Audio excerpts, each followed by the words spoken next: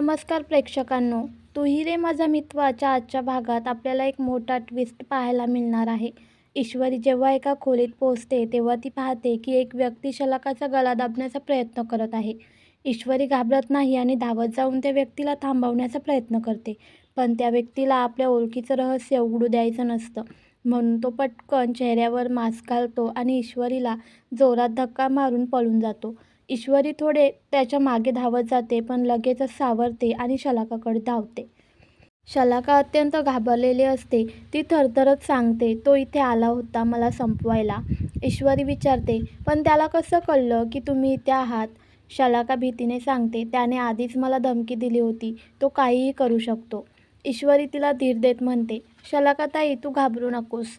तो काहीही करू शकणार नाही. आपण त्याला थांबवू. शलाका अत्यंत घाबरलेली आणि थरथरत असते.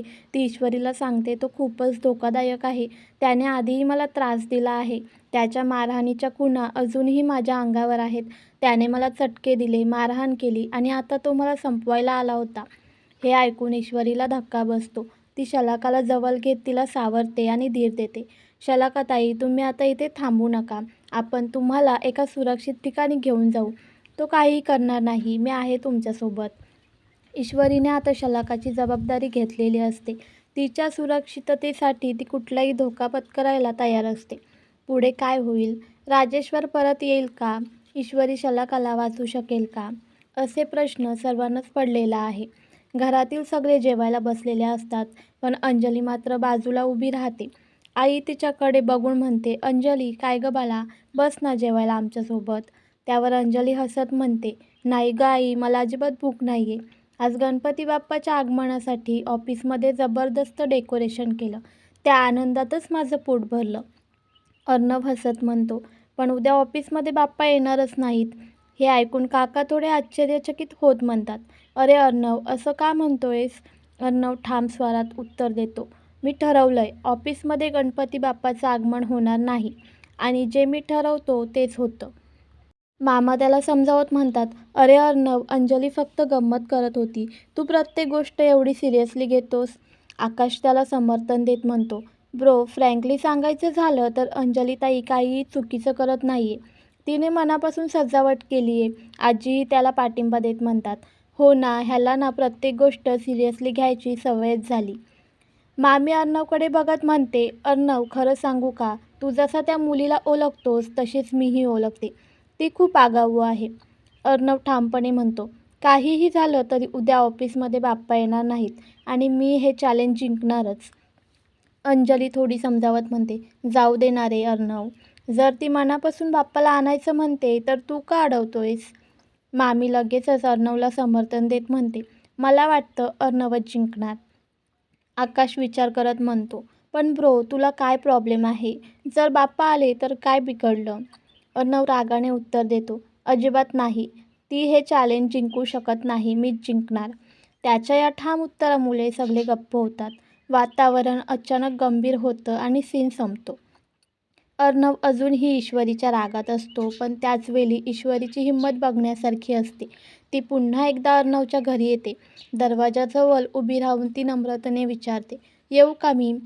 हे ऐकताच घरातील सगळेजण तिच्याकडे पाहतात. काही क्षण शांतता पसरते आणि त्यानंतर आजी प्रेमळ स्वरात म्हणतात, ईश्वरी, अगं ये ना. ईश्वरी घरात येताच सगळ्यांना नमस्कार करते आणि सांगते, उद्या आपल्या ऑफिसमध्ये मागी गणपती बाप्पांचे आगमन होणार आहे. त्यामुळे मी सगळ्यांना आरती आणि प्रसादासाठी आमंत्रित करायला आले आहे. उद्या सकाळी ठीक 11:50 मुहूर्त आहे आणि त्यावेळी तुम्ही सगळ्यांनी ऑफिसमध्ये यावं, बाप्पांचं दर्शन घ्या आणि आम्हाला तुमचा आशीर्वाद द्या. ईश्वरी अर्णवकडे पाहून पुढे म्हणते, सर, ऑफिस तुमचं आहे त्यामुळे तुम्ही तर येणारच, पण तरीही संपूर्ण स्टाफतर्फे मी तुम्हाला अधिकृत आमंत्रण द्यायला आले आहे. हे ऐकताच आजी आश्चर्याने म्हणतात, म्हणजे उद्या तू खरंच ऑफिसमध्ये बाप्पा आणणार आहेस? ईश्वरी आत्मविश्वासाने उत्तर देते, होय, बाप्पा नक्की येणार. तयारी तर आम्ही पूर्ण करूनच ठेवली आहे. हे ऐकताच अर्णवचा चेहरा रागाने लाल होतो. तो जेवणाच्या टेबलावर बसलेला असतो पण आता त्याला काहीही शांतपणे खाता येत नाही. तो कुटुंबियांकडे पाहत म्हणतो, काहीही झालं तरीही ती मिस इंदोर जिंकणार नाही. जिंकणार तर मीच आहे. त्याच्या या ठाम आणि अहंकारी वक्तव्याने घरात एक क्षण गडबड होते आणि सीन संपतो. अर्णव ठामपणे म्हणतोय की उद्या बाप्पा ऑफिसमध्ये येणार नाहीत, पण त्याचवेळी ईश्वरी त्याच्या घरच्यांना बाप्पाच्या आगमनासाठी आणि आरतीसाठी आमंत्रित करून गेलेली असते. हे सगळं ऐकून अर्णव खूपच रागावतो. तो तिखट हसत म्हणतो, सगळ्यांनी नक्की यायचंय, आम्ही सगळेजण तुमची वाट बघतोय. हे ऐकून अंजली त्याच्याकडे आश्चर्याने पाहते आणि ईश्वरीला उद्देशून म्हणते, ईश्वरी, आम्ही सगळे नक्की येऊ. ईश्वरी हलकं हसते, म्हणते, बरं ठीक आहे, मी आता निघते. ती दरवाजाकडे वळते तेव्हा आजी प्रेमळ स्वरात म्हणतात, अगं आता आलीच आहेस ना, तर आम्ही सगळे जेवत आहोत, आमच्यासोबत थोडं जेवून जा ना. ईश्वरी नम्रतेने उत्तर देते, नको हो आजी, उद्यासाठी अजून खूप तयारी बाकी आहे, मला ती पूर्ण करायची आहे, म्हणून मी आता थांबू शकत नाही.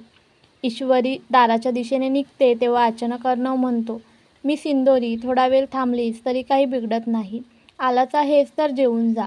हे ऐकताच अंजलीला प्रचंड आश्चर्य वाटतं. ती थोडं हसत म्हणते, चिंटू, यू सिरियस? खरंच बोलतोयस का? ईश्वरी देखील स्तब्ध होऊन अर्णवकडे पाहते.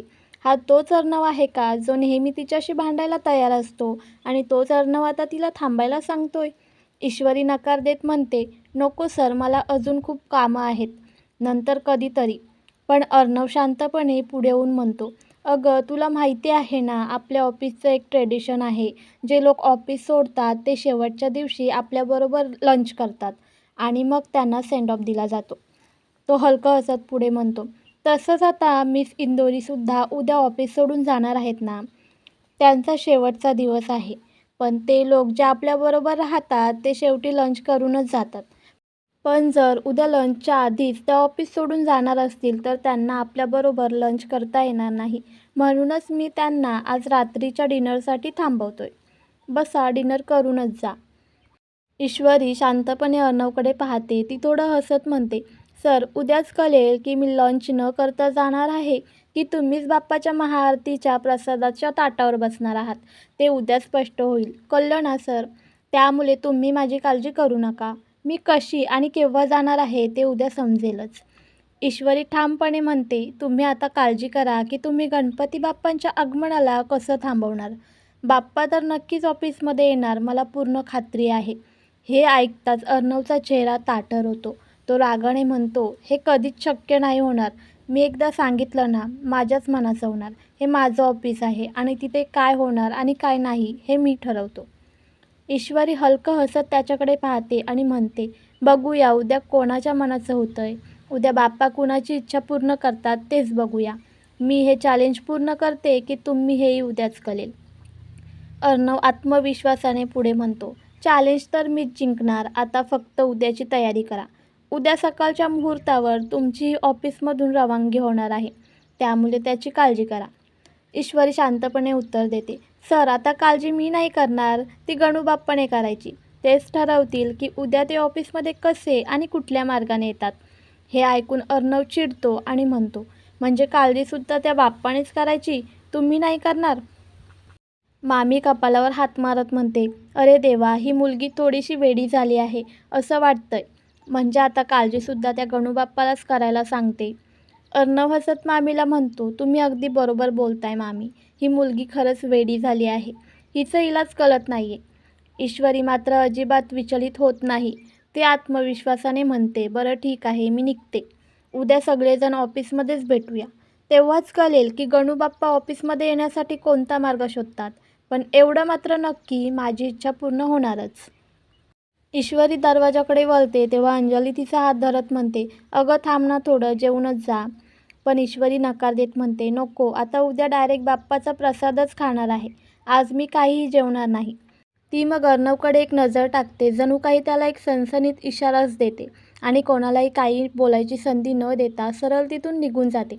अर्णव तिच्याकडे पाहतच राहतो, पण त्याच्या मनात नेमकं काय सुरू आहे हे कोणालाच कळत नाही. ईश्वरीला अचानक फोन येतो. फोनवर सुमनताई असतात.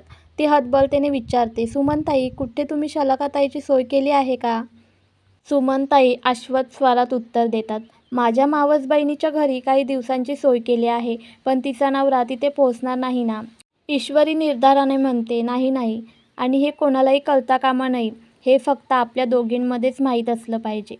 शलाकाताई जर तिथे राहिल्या तर किमान त्यांच्या जीवाला धोका तरी नसेल, कारण जर त्यांच्या नवऱ्याला माहिती मिळाली तर तो तिथेही पोहोचेल.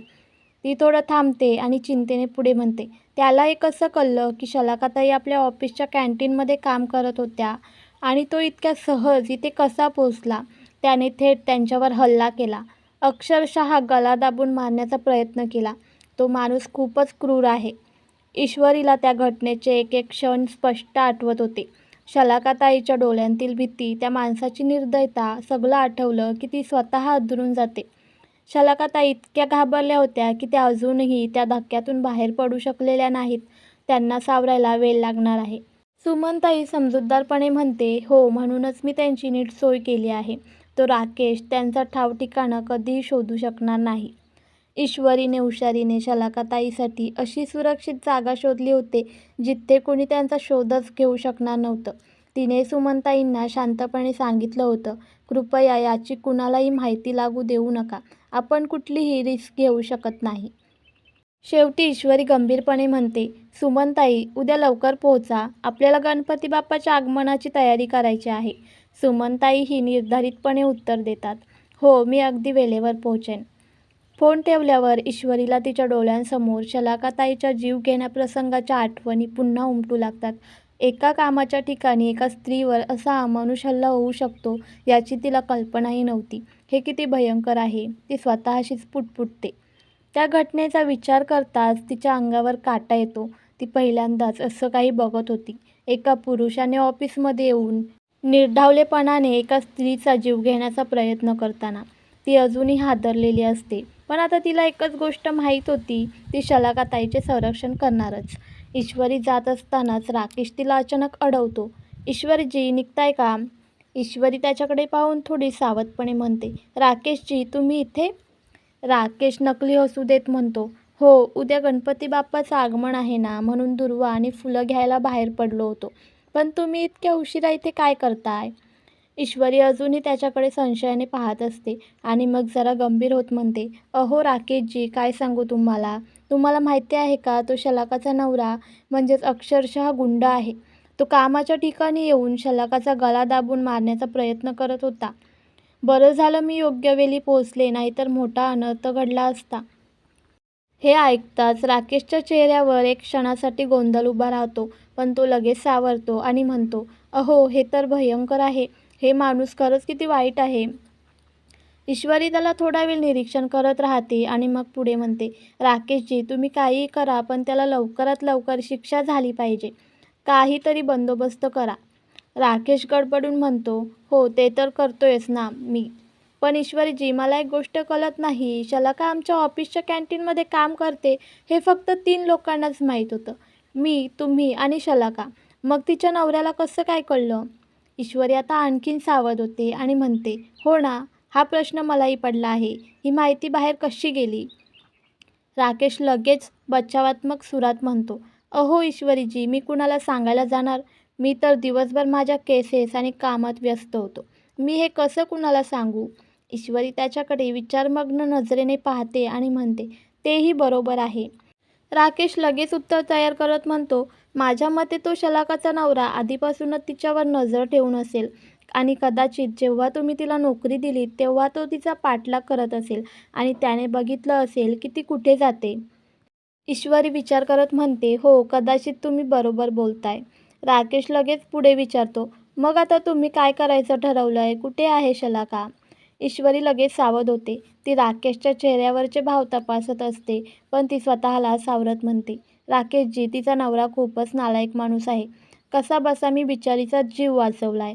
पण बरं, ठीक आहे, मी निघते आता, नाहीतर आत्या मला ओरडेल. राकेश तिच्याकडून काही माहिती मिळवायचा प्रयत्न करत असतो, पण ईश्वरी काहीच सांगत नाही. ती सरळ तिथून निघून जाते, पण जाताना तिच्या मनात एकच प्रश्न राहतो, राकेश खरंच तिच्या बाजूने आहे की काहीतरी लपवतोय? त्या दिवशी गणपती बाप्पाच्या आगमनाची तयारी सुरू असते. सगळीकडे सुंदर फुलांच्या माला, तोरणे आणि आकर्षक सजावट केलेली असते. त्याचबरोबर स्वयंपाकघरातही गोडधोड पदार्थांची तयारी सुरू असते. ईश्वरी मोठ्या उत्साहाने मोदक बनवत असते.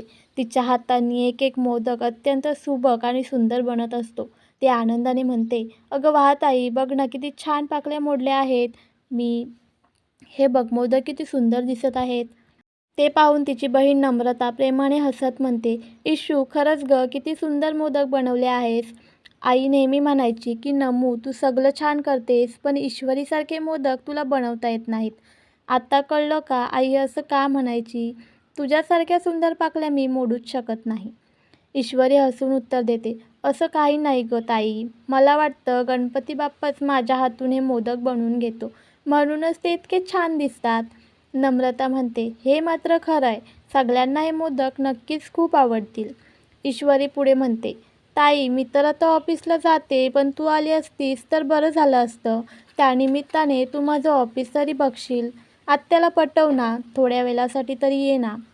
नम्रता विचार करत म्हणते, बरं ठीक आहे. नाहीतर तिकडून आल्यावर आत्याने माझी आरती नाही केली म्हणजे मिळवलं. दोघीही हसतात आणि गणपती बाप्पाच्या आगमनाची सणासुदीची धामधूम सुरू राहते.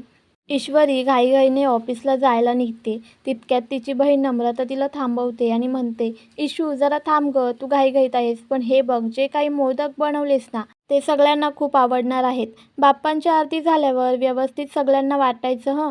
आणि जाताना पण नीट जा, काही पडू वडू नकोस. ईश्वरी हसून म्हणते, हो गं ताई, लक्षात ठेवलंय, काही टेन्शन नाही, मी व्यवस्थित पोहोचेन. नम्रता पुन्हा म्हणते, पण एक सांग, तू आत्याला समजावशील ना, म्हणजे ती परवानगी देईल आणि मी तरी तुझं ऑफिस बघायला येईल. ईश्वरी म्हणते, हो ना, पण तू काही काळजी करू नकोस. जर आत्यानं परवानगी दिली तर तू ये, बाकी काहीच प्रॉब्लेम नाही. ती एवढं बोलून तिथून निघून जाते. दरम्यान ऑफिसमध्ये अर्णव आधीच ईश्वरीच्या टर्मिनेशन लेटरची तयारी करून ठेवतो. तो खुर्चीत मागे रेलून लावण्याकडे पाहत म्हणतो, टर्मिनेशन लेटर तयार ठेवा आणि त्यावर माझी सही घेऊन ठेवा. काहीही झालं तरी आजच्या मुहूर्तावर मिस इंदोर ह्या ऑफिसमधून बाहेर पडणारच आहे. हे ऐकून लावण्या खुश होते आणि विचारते, तुला खात्री आहे ना की तू जिंकणार आणि ईश्वरी हारणार. अर्णव आत्मविश्वासाने उत्तर देतो, मी जे बोलतो ते करूनच दाखवतो. एकदा ईश्वरी आली की ती चॅलेंज हरलेली असेल आणि मग तिला ताबडतोब ऑफिसमधून बाहेर काढणार आहे. लावण्याला हे ऐकून खूपच आनंद होतो. तिला वाटतं की आता ईश्वरीची नोकरी जाणार आणि अर्णवच जिंकणार. तर प्रेक्षकांनो, अर्णवने आधीच ठरवलेलं असतं ईश्वरी आता ऑफिसमध्ये टिकूच शकत नाही. त्याने तिचं टर्मिनेशन लेटर तयार करून ठेवलं असतं आणि सिक्युरिटी गार्ड्सला सुद्धा सूचना दिलेल्या असतात. लावण्या खूपच खुश असते. ती अर्णवला विचारते, खरंच ना, ती ऑफिसमध्ये येणार नाही ना. अर्णव म्हणतो, मी ठरवलं म्हणजे तसंच होईल. त्यानंतर लावण्या ईश्वरीच्या डेस्कवर जाते आणि म्हणते, अगदी मिडल क्लास मेंटॅलिटी आहे हिची, काय काय आणलंय बघ. तेव्हाच अर्णव म्हणतो, या डेस्कवर जे काही आहे ते सगळं एका बॉक्समध्ये टाका, पण गणपती बाप्पांच्या मूर्तीला हात लावायचा नाही. अर्णवचं प्लॅनिंग असतं, ईश्वरीने स्वतः बघावं की तिला बाप्पासुद्धा वाचवू शकले नाहीत. मग तिला कळेल की सगळं काही माणसाच्या मेहनतीवर अवलंबून असतं. शेवटचा थरारक क्षण. तर मित्रांनो, लावण्या खूपच कॉन्फिडन्स असते की ईश्वरी आता ऑफिसमध्ये पाय ठेवू शकत नाही. असं समजून ती सगळ्या सिक्युरिटी गार्ड्सना आदेश देते, कुणालाही आत येऊ द्यायचं नाही आणि गणपती बाप्पांची मूर्ती तर अजिबातच आली नाही पाहिजे. पण इकडे ईश्वरी कुठे हार मानणारी आहे. ईश्वरीचा जोरदार कमबॅक. जेव्हा ईश्वरी ऑफिसच्या गेटजवळ येते तेव्हा सिक्युरिटी गार्ड्स तिला अडवतात, तुम्ही आत येऊ शकत नाही. पण ईश्वरी शांतपणे हसते आणि म्हणते, बाप्पाच्या आगमनासाठी तुम्ही हे गार्ड्स ठेवलेत का? तुम्हाला काय वाटतं हे 2 गार्ड्स बाप्पाला अडवू शकतील? ती सरळ आत येते आणि बाप्पांची मूर्ती ऑफिसमध्ये आणते. तिचा आत्मविश्वास पाहून गार्ड्स काहीच बोलू शकत नाहीत. ईश्वरी पुढे येते आणि मोठ्या श्रद्धेने गणपती बाप्पांची मूर्ती उचलून ऑफिसमध्ये आणते. ऑफिसमधले कर्मचारी मोठ्या आवाजात घोषणाबाजी करतात, गणपती बाप्पा मोरया. हे दृश्य पाहून लावण्याचा चेहरा पडतो आणि अर्णवचा संताप अनावर होतो, कारण ईश्वरीने हे चॅलेंज जिंकलं होतं. पण खरंच अर्णवच जिंकणार का की गणपती बाप्पा काहीतरी चमत्कार घडवणार? प्रेक्षकांनो, हे जाणून घेण्यासाठी पुढील भाग पाहायला विसरू नका. पुढे काय होणार? तर मित्रांनो, ईश्वरीच्या या विजयामुळे अर्णव आणि लावण्या पुढे काय करणार? ईश्वरीला नवी अडचण येणार का? याचं उत्तर आपल्याला पुढच्या भागात मिळेल. जर तुम्हाला हा रिव्ह्यू आवडला असेल तर लाईक करा, तुमच्या प्रतिक्रिया कमेंटमध्ये सांगा आणि पुढील अपडेटसाठी चॅनलला सबस्क्राईब करा.